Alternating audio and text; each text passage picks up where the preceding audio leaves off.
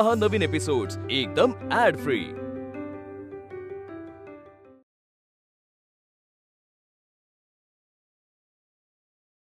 हे मुक्ता थांबलीच नाही यार, लगेच निघून गेली। तिचं जाऊ दे, तुझं काय? हा, माझं कुठे काय?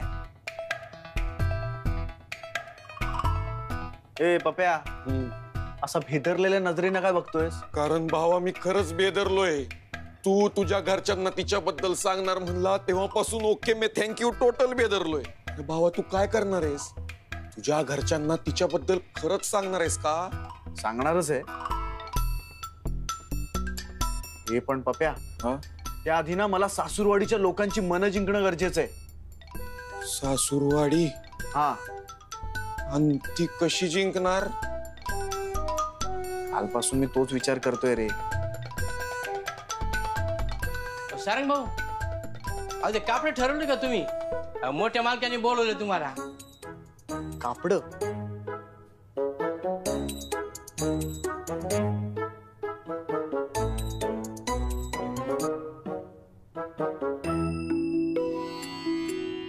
ही माझ्याकडून तुम्हाला भेट, आणि गजा तुझ्यासाठी पण आहे। हे घे। कसं वाटलं? छान आहे। छोटे मालक, हो मला सारंग म्हणा। मालक ह्याची खरंच काही गरज नव्हती। हे गरज म्हणून किंवा मदत म्हणून देत नाही। मागच्या 7 दिवसांमध्ये आपल्यात जे नातं निर्माण झालंय म्हणून मनापासून करावंसं वाटलं। नाही मालक, तुम्ही हे सगळं चांगल्या मनानं करतायत, पण तुमच्याकडून काही घेतलेलं मुक्ताला आवडायचं नाही आमच्या। हो मला माहिती आहे ते, पण मी तिला समजावे। तुम्ही काळजी करू नका। बर मालक, पण आमच्याकडे तुम्हाला द्यायला काहीच नाही। हो असं कसं? खूप काही आहे, आणि ते फक्त तुम्हीच देऊ शकता। त्यांच्याकडे फक्त दम आहे, पण ते कोणाला देत नाही। मी मागितला तर मला पण दिला नाही। हो लहान आहेत पण त्याशिवाय पण आहे। त्याशिवाय काय? आशीर्वाद। लग्न करतोय, आशीर्वाद असू द्या। हो मालक, हो नाही नाही मालक, हवं आम्ही चाकर आहे तुमचे, तुम्ही पाया नका पडू। बघा मी चाकर वगैरे काही मानत नाही, आणि माझ्यासाठी तुम्ही माझ्या वडिलांच्या जागी आहात। हा होय, मम्मी भावासारखा? हो हो। भक्तीताई, मुक्ताताई तुम्हाला बहिणीसारख्या ना? हे त्याच्या बोलण्याला एक सोमवार नाही, म्हणजे तो बोलायला लागला की भीतीच वाटते आम्हाला। असू द्या, लहान आहे तो। आशीर्वाद राहिला।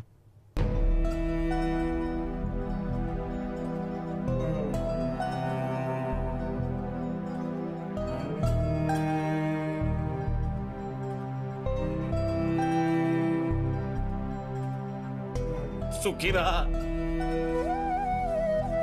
इतका छोटा आशीर्वाद, मला जे हवंय ते सगळं मिळू दे असा आशीर्वाद द्या।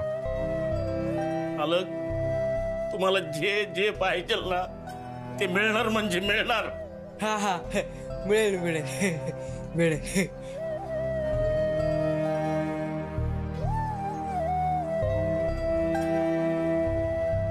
अंगणात अगदी गेट पर्यंत डेकोरेशन हवंय, फक्त ना तुळशीची जागा जरा रिकामी ठेवा, तिथे गिचमिड नको। नाही, गिचमिड अजिबात होणार नाही। आपण सिंपल आणि आकर्षक डिझाईन ठेवूया। हा म्हणजे कसं डोळ्याला छान वाटलं पाहिजे, मनाला प्रसन्न वाटलं पाहिजे असं हवं। मी काय करतो, काही डिझाईन्स तुम्हाला दाखवतो, मग आपण फायनल करूया। हो चालेल। ओके, येतो। सारंग,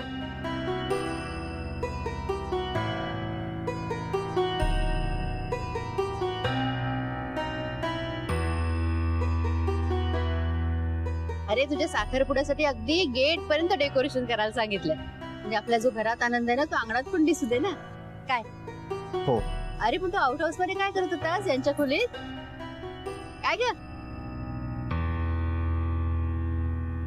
काय रे?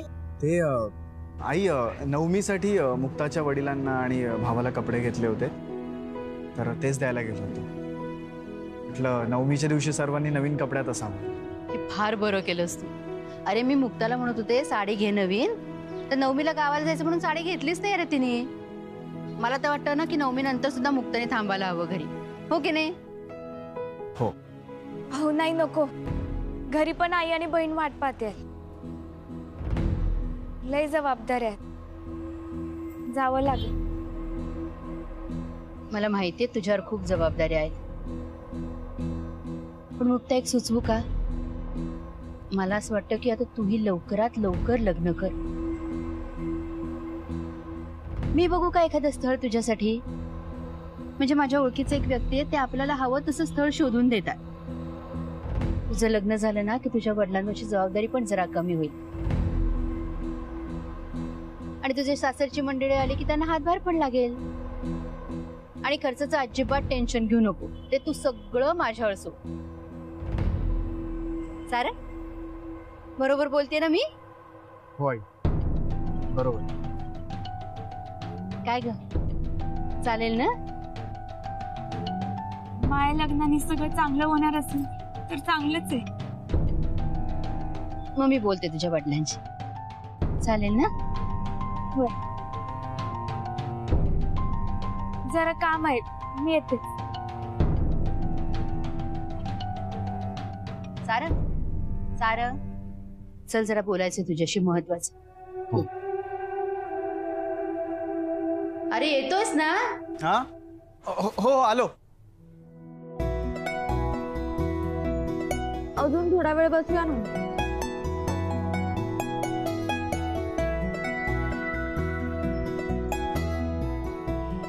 ठीक आहे बसूयात. पण काय ना रेणुका, तुझे बाबा आणि माझे बाबा दोघेही राजकीय शत्रू आहेत. त्यात मार्केट कमिटीच्या निवडणुका लागल्यात, त्यात आपल्याला असं बाहेर पाहिलं तर काहीतरी वाईट घडेल, हो ना? ह्याच्यापेक्षा वाईट काय माहितीये? काय? घरी जाऊन माझ्या आईचं तोंड बघणं. असं का बोलतेस? अरे तिचा खूप त्रास होतो रे मला. ती ना सारखी टोकत असते, हे नको करूस ते नको करूस, अशीच वाग, इथे नको जाऊस तिथे नको जाऊस, सारखी काही ना काही अक्कल शिकवत असते. अक्कल? हे बघ रेणुका, तू तरुण आहेस अजून, त्यामुळे तिला काळजी वाटणं साहजिक आहे. काळजी? दादानी जे मला फ्रीडम दिलं ना ते तिला बघवत नाही. तिला जळते माझ्यावर, दुसरं काही नाही. बापरे, जळते तुझ्यावर? हे बघ रेणुका, ती काय तुझ्या वयाची नाही जळायला, आणि मी समजू शकतो तिचं तुझी ब्युटी कॉन्टेस्ट मधली स्पर्धक असती तर. वेद ऐक ना, तू ना माझा टीचर नको होस. हा, अक्कल शिकवायला आई आहे घरी, आणि एकाच सब्जेक्ट साठी मला दोघांची गरज नाहीये. ओके, निघायचं ना? चलू. ए रेणुका, ए थांब ना यार, बापाची हार्ड कॉपी आहे. ए आलो मी, आलो, थांब. सारंग मला जरा बोलायचं तुझ्याशी रेणुकाबद्दल. तिच्या आयुष्यात कुणीतरी आहे, घराबाहेर असताना कुठल्या तरी मुलाबरोबर फिरतीये ती. मला भयंकर काळजी वाटते तिची. अगं आई म्हणून तुझी काळजी मी समजू शकतो, पण बघ ना, मला तरी यात काही चुकीचं वाटत नाही. कारण आजकाल कोणावर तरी मन जडणं, कोणावर तरी प्रेम होणं, अगं हे खूप नॉर्मल आहे. हे सगळं तुमच्यासाठी नॉर्मल असेल, पण या घरासाठी नॉर्मल नाहीये ते. या घराची नीती, मूल्य, मान, मर्यादा, प्रतिष्ठा या गोष्टीची परवानगी नाही देत सारंग. आपल्या घराचे काही नियम आहेत आणि ते तुम्हा सगळ्यांना पाळावेच लागतील. सारंग, अरे पुढच्या पिढीचा मुख्य पुरुष असणार आहेस तू, त्यामुळे ह्या गोष्टीला तू आतापासूनच विरोध करायला हवास रे. विरोध? हो. अगं आई, विरोध हा चुकांना होऊ शकतो, प्रेमाला कसा काय विरोध करणार?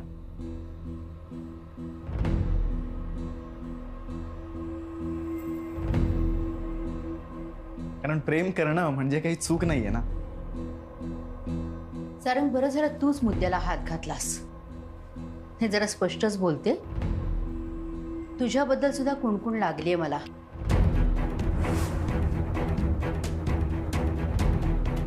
तुझं आर्यावर नाही दुसऱ्याच कुठल्या तरी मुलीवर प्रेम आहे हे लक्षात आलंय माझ्या. हे बघ सारंग, ती मुलगी कुणीही असो, कितीही चांगली असो, ह्या घरची सून ती नाही होऊ शकत. आता गोष्टी खूप पुढे निघून गेल्या आहेत. या घरचा मान, मर्यादा, इज्जत सगळं तुझ्या हातात आहे. रेणुकाकडनं मी कुठलीच अपेक्षा करू शकत नाही, कारण तिच्यावर विश्वासच नाहीये माझा. पण तुझ्या बाबतीत तसं नाहीये सारंग, तुझ्यावर माझा पूर्ण विश्वास आहे.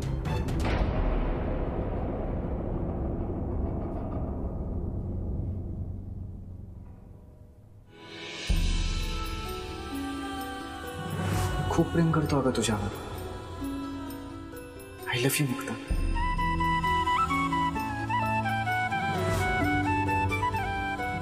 तुझ्या ओठांवरचा नकार तुझ्या डोळ्यात दिसू दे,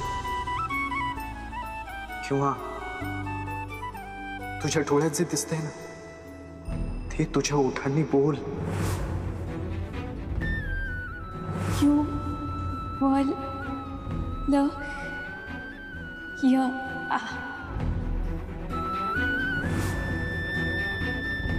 मुक्ता, या घराचा आणि आपला संबंध फक्त कामापुरता आहे, लक्षात ठेव.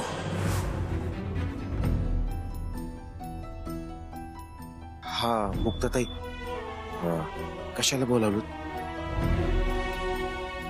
पप्या भाऊ, छोट्या मालकांना निरोप द्या. काय? माझ्याकडून लय मोठी चूक झाली. मी ते बोलायला नव्हतं पाहिजे. म्हणजे मला लय पछतावा होतोय. स्वतःचीच लाज वाटते. अगं नाही, त्यात काय लाज? उलट तू स्वतःच मन मोकळं केलंय. हो, कशाचं मन आणि कशाचं मोकळं?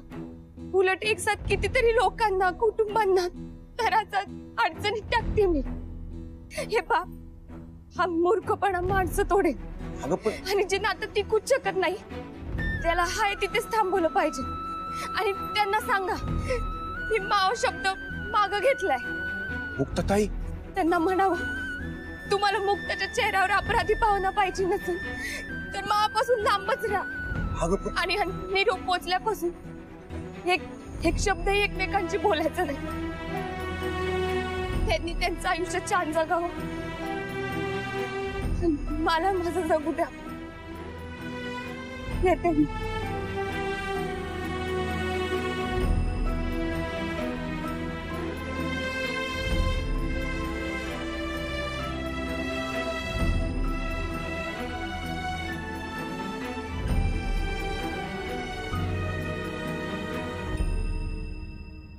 काय असं म्हणाली ती? अरे पण आता तर सारंग ती भावनेच्या भरात बोलली, पण नंतर तिला खऱ्या परिस्थितीची जाणीव झाली. असं अरे पण असं का वाटतंय तिला? का वाटतंय तिला असं की हे नातं टिकू शकणार नाही? शब्द मागे घेतला म्हणजे काय रे? अगं तू शब्द मागे घेशील, पण तुझ्या मनात माझ्याविषयी असल्या प्रेमाचं काय? इतकं सोपं असतं का ते? बघ भावा, मला तुझं पण पटतंय, पण तिचं पण पटतंय. रे पप्प्या, तू अनबिलिव्हेबल आहेस रे. दोघांचं पटून कसं चालेल? काहीतरी मार्ग काढायचा की नाही आपल्याला? तिनं मला जो निरोप दिला तो मी तुझ्यापर्यंत पोहोचविला. आता तुला जर असं वाटत असेल की तुमचं नातं खरंच टिकू शकतं, तर तसं तिला तू स्वतःच्या तोंडानं सांगायला पाहिजे. या तिसऱ्या माणसाचं काहीच काम नाही भावा. बरं, नाही बोलतोच मी, बोलतोच, आत्ताच बोलतो. अरे सारंग,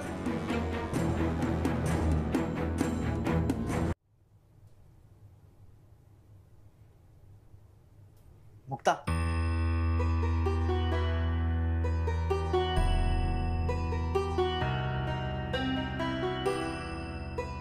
काय रे, इथे काय चाललंय तुझं? ते मला कॉफी हवी होती. अरे मग आशाला सांगायचं, नाही तर मला सांगायचं. जा तू, पाठवतो. हो. मुक्ता, 2 कप कॉफी बनव. पप्प्या, तो पण माझ्या खोलीत आहे ना. आशा पाठवल कॉफी. मुक्ता लवकर घेऊन ये. मुक्ता नाही आणणार. म्हणजे आशा घेऊन येईल. मुक्ता किचन मध्ये काम करते ना, आशा बाहेरचं काम करते. चालेल ना? हो चालेल, नो प्रॉब्लेम. म्हणजे मला काय कॉफीच हवे. कोणी घेऊन आलं तरी चालेल. आलोच.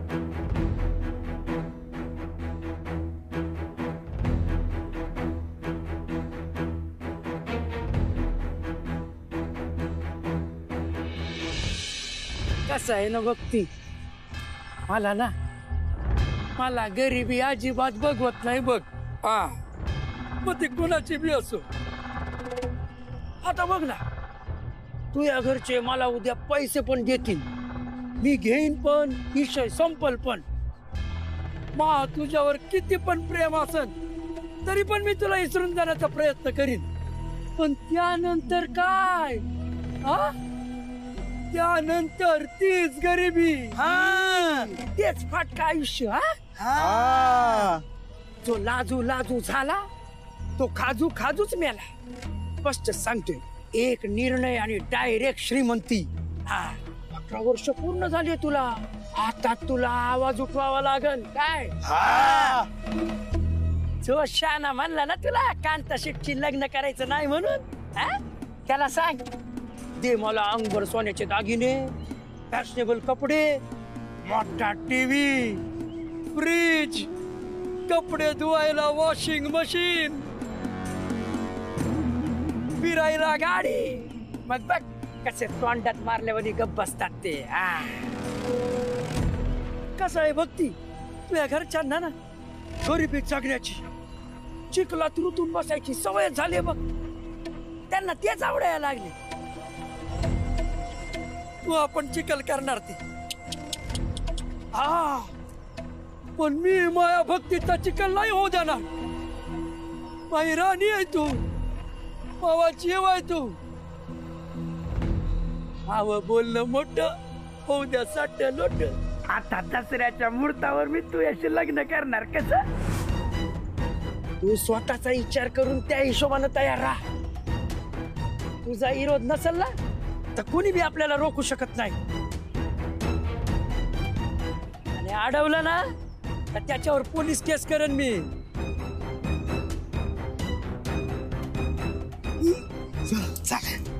येतो.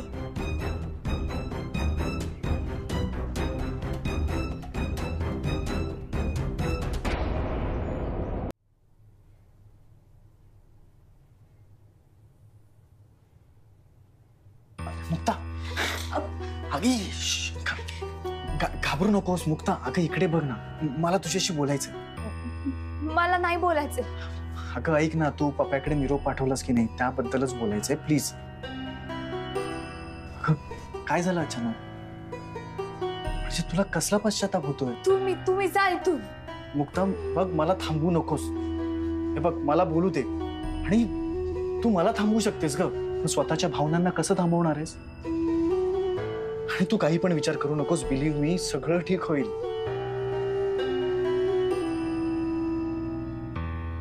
मोठी आई. अगं तू आईला का बोलवतेस? मोठी आई. काय ग मुक्ता, काय झालं? एवढं घाबरून का हाक मारलीस? अहो कॉफी कुठे ठेवली मला सापडतच नाहीये. अगं कपाटात ठेवले, मगाशी सांगितलं ना तुला. हा मी पाहिली होती पण लक्षात नाही आलं. बर जाऊ मी? नाही.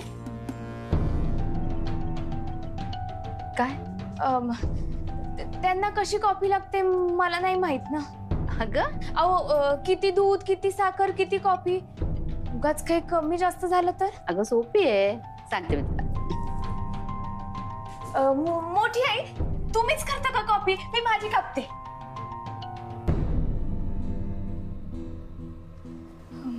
म्हणजे तुम्हाला काम नाही सांगत आहे?